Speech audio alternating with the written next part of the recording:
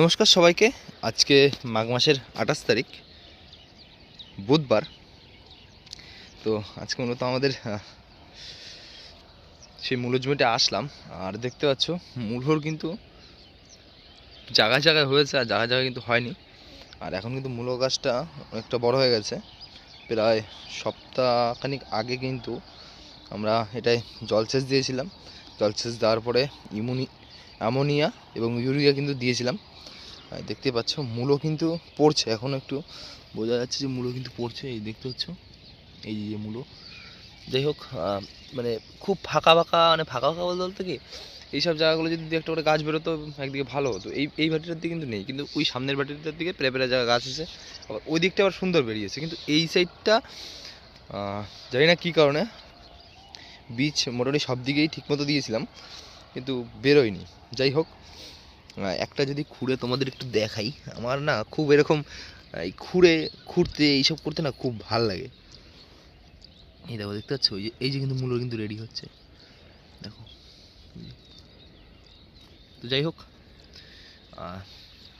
এরপর জমি কিন্তু টান খেয়ে গেছে। তো আবার কিন্তু দু একদিনের মধ্যে জল দিয়ে আবার কিন্তু ইউরিয়া আর অ্যামোনিয়া কিন্তু আবার দেবো। আর পরে দেখতে পাচ্ছি পরে কিন্তু এরকম এরকম এরকম এরকম কিন্তু সব এরকম চারা বেরোচ্ছে, দেখতে পাচ্ছ। এগুলো কিন্তু সব পরে ছোটো চারাগুলো, আর কিছু কিছু জায়গা কিন্তু এখনও ফেটে ফেটে ফেটে ফেটে কিন্তু বেরোচ্ছে চারাগুলো।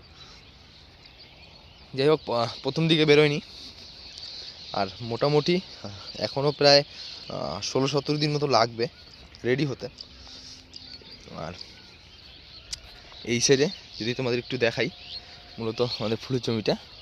আর ফুল কিন্তু মানে গরমটা পড়ে গেছে, আর গাছের কন্ডিশন কিন্তু একটু লাল লাল লাল লাল হয়ে গেছে।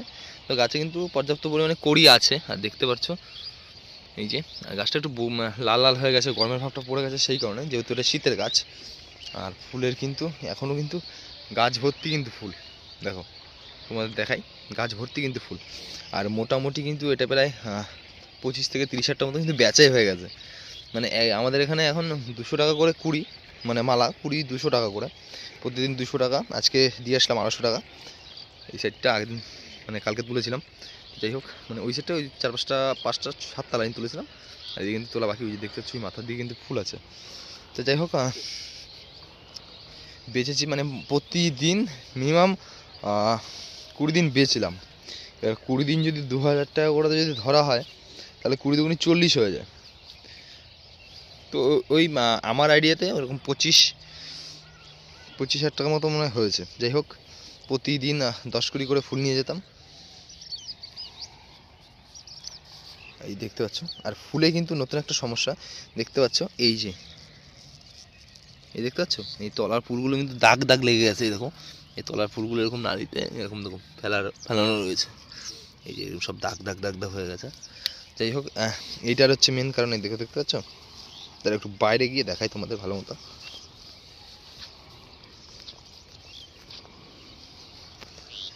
এই যে দেখতে পাচ্ছ, এই ফুলটা কিন্তু ওই যে দাগ লেগেছে। এবার এই তলায় দাগ, আমার এত ওষুধ দেওয়ার পরে ওই তলায় দাগ লাগার কারণ হচ্ছে, যেহেতু আমরা নালিটা মানে এই জমিটা মূলত আমরা ভেবেছিলাম শশা লাগাবো, শশার পিলি করেছিলাম। মানে ফুল যে লাগাবো সেরকম কোনো সিদ্ধান্ত আমাদের ছিল না যে ফুল লাগাবো বা কিছু, শশার পিলি ছিল। সেহেতু শশার পিলিগুলো আমরা ছোটো ছোটো করে করি। তো পরবর্তীতে আমরা যে ফুল লাগালাম, সেই ফুলের জন্য কিন্তু মানে এই সময়কার গাছটা মানে এই সময় 2.5 হাত মতো ফাঁকা রাখতে হয়। কিন্তু সেই জায়গায় আমাদের মনে হয় 1 হাত 1 হাত 1 মুঠ মতো ছিল। যাই হোক, পুরোপুরি 2 হাত না কিন্তু। তাই জন্য কিন্তু এই ভিতরে কিন্তু কোনো রকম হাওয়া বাতাস চলাচল করতে পারছে না। আর ডাইরেক্ট উপরে যে কুয়াশা যে পড়ছে, আজকে কুয়াশার পরিমাণ প্রচুর, কুয়াশার পরিমাণ। তো সেই কুয়াশার কিন্তু এই যে দেখতে পাচ্ছ ফাঁকা নেই।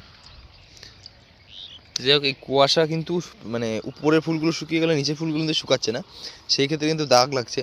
সেই ক্ষেত্রে আমরা অ্যামিস্টার ইউজ করছি, মানে কন্টিনিউয়াসলি ওষুধ ইউজ করছি। এবার প্রতিদিন কন্টিনিউ তুলছি, তো দাগটা তলার ফুলটার দিকে আছে। এই দেখতে পাচ্ছ ভীষণ দাগ, কিন্তু এই ফুলগুলো কিন্তু ভীষণ দাগ, ভালো করে দেখো। কিন্তু উপরের দিকটা যদি দেখো, উপরে কোনো দাগই খুঁজে পাবে না। দেখো, এটা তো মাটি লেগেছে হাত দিয়ে। যাই হোক, দেখো তুমি ভালো করে দেখো, উপরের দিকটা কিন্তু কোনো রকম দাগ খুঁজে পাবে না। ওই তলায় যখন এই জলটা এরকম সরে গিয়ে তলায় যে জমা হয়, তলাটা তো শুকায় না, তখন এটা কিন্তু দাগ আসে। তো যাই হোক, এই এটাই আপনাদের আপডেট দেওয়া ছিল। আর গাছ কিন্তু আর বেশি হলে কিন্তু প্রায় মানে টেনে টুনে আর মাসখানিক মতো যাবে, তাও যাবে নাকি বলতে পারবো না, কারণ গাছ এই গরমের কারণে কিন্তু গাছ একদম হয়ে গেছে। আর যা মানে মোটামুটি যা করি ছিল সেগুলো কিন্তু সব ছেড়ে দিচ্ছে, দেখতে পাচ্ছ সব। এই যে কুড়ি দেখো, খালি কুড়ি দেখো, এই যে নতুন করে এইসব কুড়ি আসছে, এই গাছে কুড়ি আসছে, জানি না এইগুলো এইগুলো হওয়ার পরে মানে আর মোটামুটি হবে না।